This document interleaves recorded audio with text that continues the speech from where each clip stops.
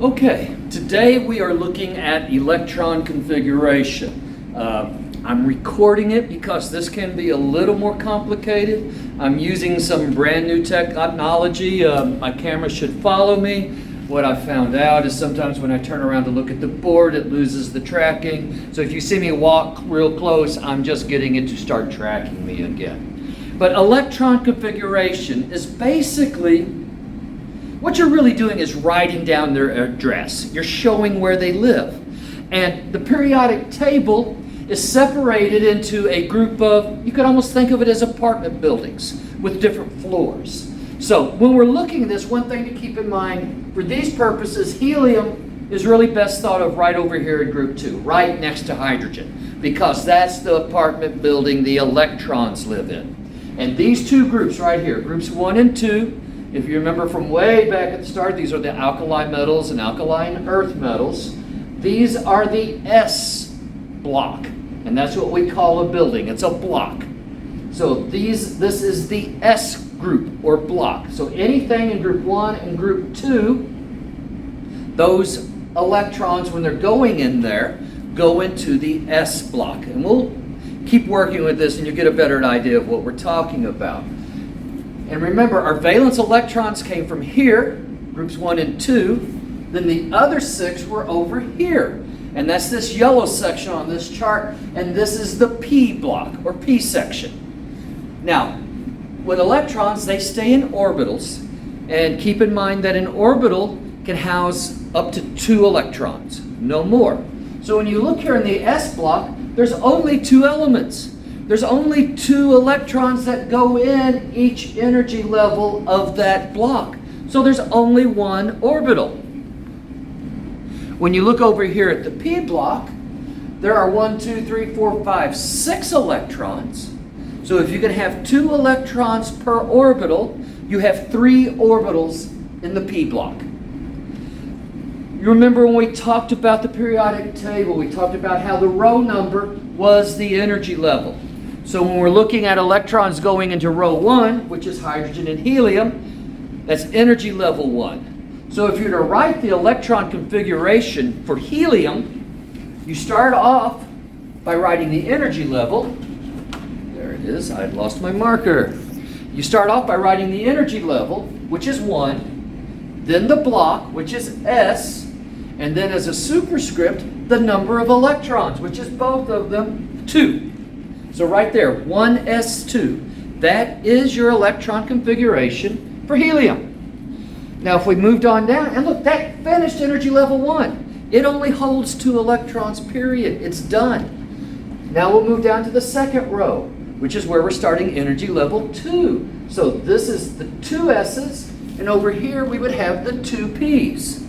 So we'll look at first beryllium. It's element number 4. So it will have 4 electrons that we have to do a configuration for. And the first 2 go into the S group. 1s2 are the first 2 electrons. And when you write a configuration, every element after helium will start out with 1s2. We look for beryllium, and we're on the second row, 1, 2. So there's 2 in that S group. 2s. 2 does beryllium. Hang on just a second. All right, I had a student at the door with a question, so we paused it. Hopefully I can pick up where we were. We were talking about beryllium, which was 1s2, 2s2. Now if you remember, these numbers up here are the number of electrons in that block. There's 2 and 2 more is 4. And look, beryllium is element number 4. A neutral atom has 4 protons and also 4 electrons because it's neutral. So that is the complete electron configuration for beryllium. Now let's move out of the S's and look at something more. So once we move past beryllium, we're finally in the P blocks. We're still on row 2, so we're still in energy level 2. But let's say we were looking at nitrogen. All you do is count over. There's 1, 2, 3 electrons in the 2p. All right, I had a student at the door with a question, so we paused it. Hopefully I can pick up where we were. We were talking about beryllium, which was 1s2, 2s2. Now if you remember, these numbers up here are the number of electrons in that block. There's 2 and 2 more is 4. And look, beryllium is element number 4. A neutral atom has 4 protons and also 4 electrons because it's neutral. So that is the complete electron configuration for beryllium.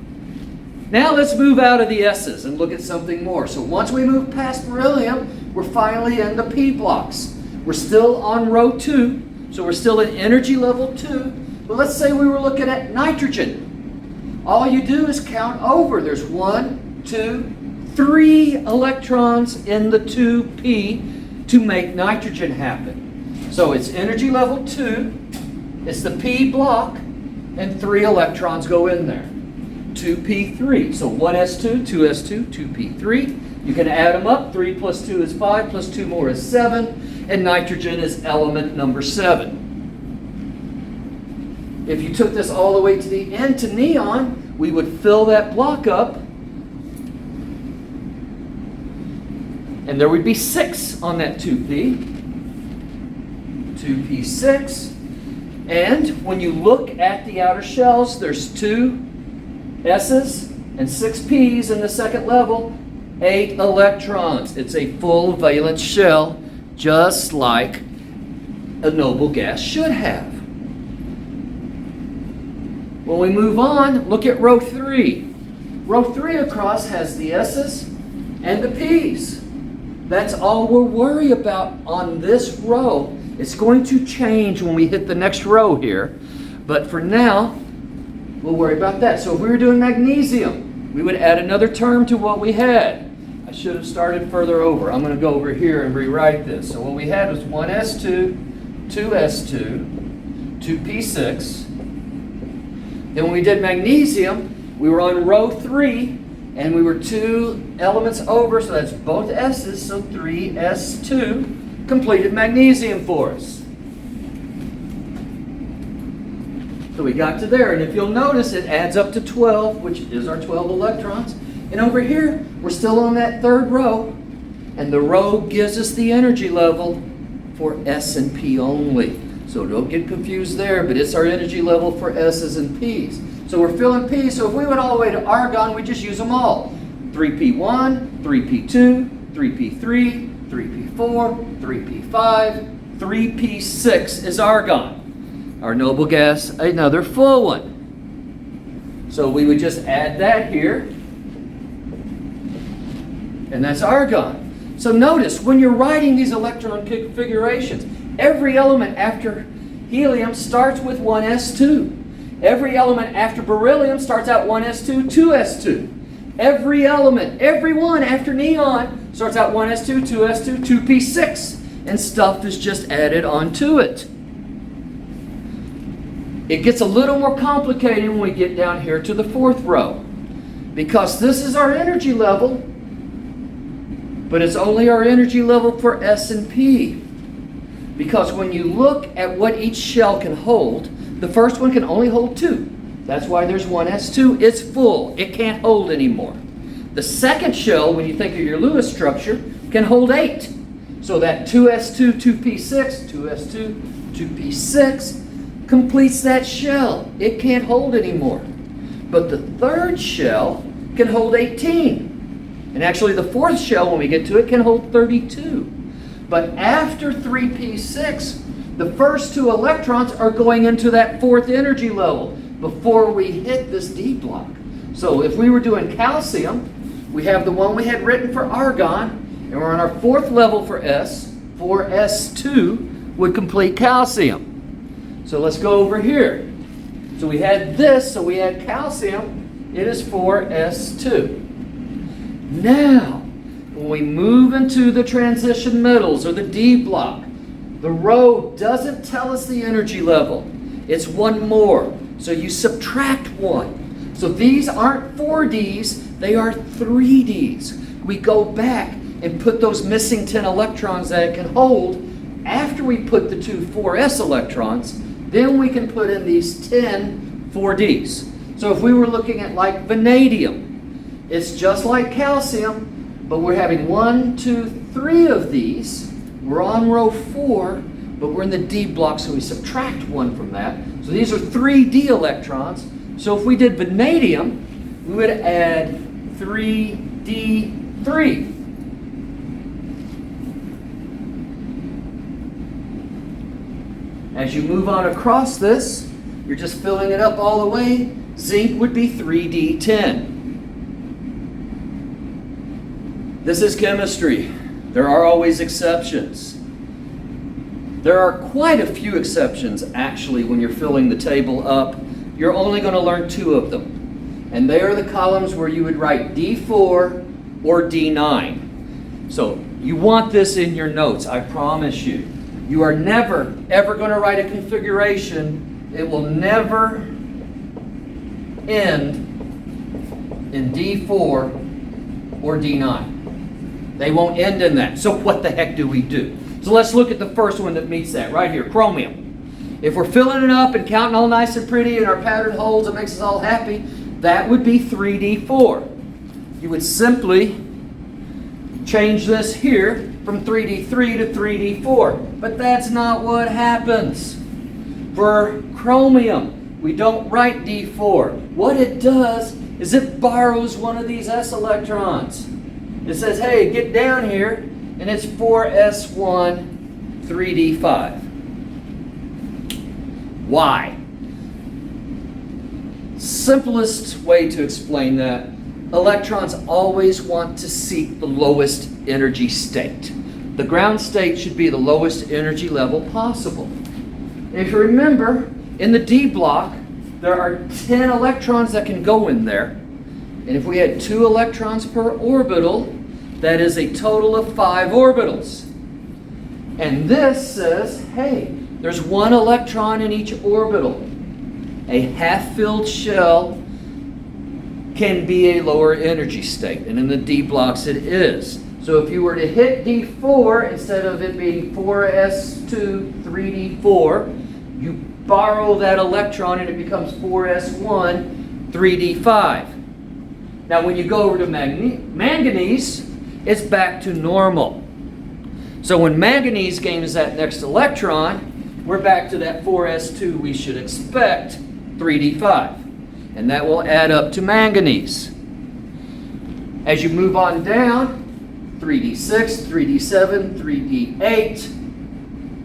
Here we should write 3d9. But remember the rule we gave you. We never write d4 or d9.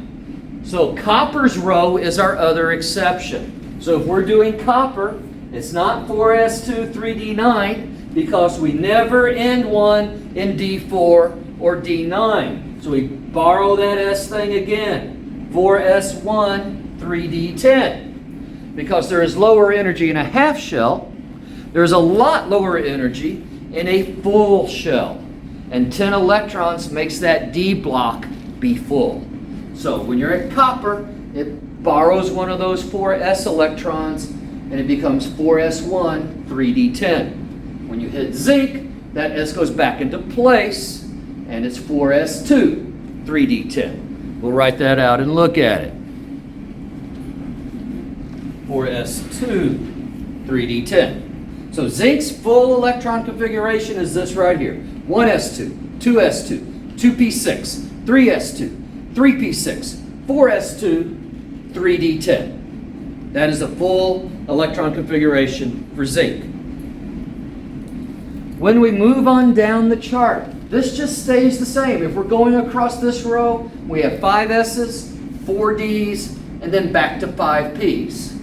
We'll go back up there. We didn't talk about that, really. We did our 3 D's. We're in our 4th row. So if we were doing bromine, we're on our 4th row, so these are 4 P's. 1, 2, 3, 4, 5. Bromine would add in 4p5 would be the final term of bromine's configuration. Just like that right there. That gives us bromine. The next row acts much the same. So when you're here, these are 5 S's. These are 4 D's, with exceptions here for molybdenum and silver. We borrow that S to make it 5 and 10. Back 5 P's.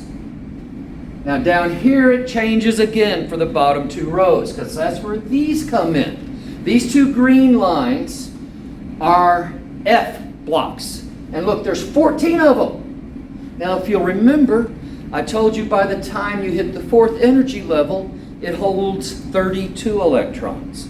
And that fourth energy level feels this way. The first two go in there, and the next 6 go in there, so we get our 8 valence go in first. Then when we're down here, we put 10 more and get up to 18, just like we did for row 3. Now when we're down here, we do our 6s2, and we finish filling up the fourth energy level. So when you're doing the Fs, you subtract 2 from the energy level. So if you're on the 6th row, which this row goes right here on 6th row, it's 4 Fs. When we move to the Ds, it's 5 Ds. Let's look at one of these. Let's pick, not an exception, we'll pick iridium, element 77, and write its complete electron configuration out. So, we'll start with what we had here, and I'm just going to move it down to another line to continue. So we had 4p6, finishes up the fourth row, and we're going all the way down to iridium on the 6th row. So as we move to the 5th row, we have those 2 S's that go in, 5s2. Then we have our D's, and we're adding the next 10 to our D's, 4d10. We're finishing out the 5th row, 5p6. So what I wrote there, down on the 5th row, the first 2 electrons, rubidium and strontium, 5s2. These are 4Ds, and there's 10 of them, 4d10, 5p6, and we got all the way up to xenon. Now we just have to get to iridium. When we write it out, 6th row, it's 6s2. Then we do all of these, and we do all 14 of these to get up over to here. These are our Fs, and they are 4F. And there's 14, and iridium will be 1, 2, 3, 4, 5, 6, 7 in the Ds. So when we're writing that final row, the 6th row going across to get there, we had 6s2. Then we drop down to that bottom, we're doing all of them, 4f14, and then we're on the Ds, which is 5d, and it's 5d7, I believe I said as I counted. How in the world can you keep track of this? You can just memorize it that way, or there is another way you can write this to track it. If you make it one that looks like this, you start off, let's make it neater. You start off with 1s, then the next row is 2s and 2p. Then the next row is 3s, 3p, 3d. You're just adding the new level with each row. The next row is 4s, 4p, 4d, 4f. Then below that, 5s, 5p, 5d, 5f. 6s, 6p, 6d, 7s, 7p. Now, the way they fill is you can just put diagonal lines. 1s goes first, 2s goes second, 2p followed by 3s, 3p followed by 4s, 3d followed by 4p followed by 5s, 4d followed by 5p followed by 6s, 4f, 5d, 6p, 7s, 5f, 6d, 7p. That's the order they would go in. And you'll notice that this tracks that exactly.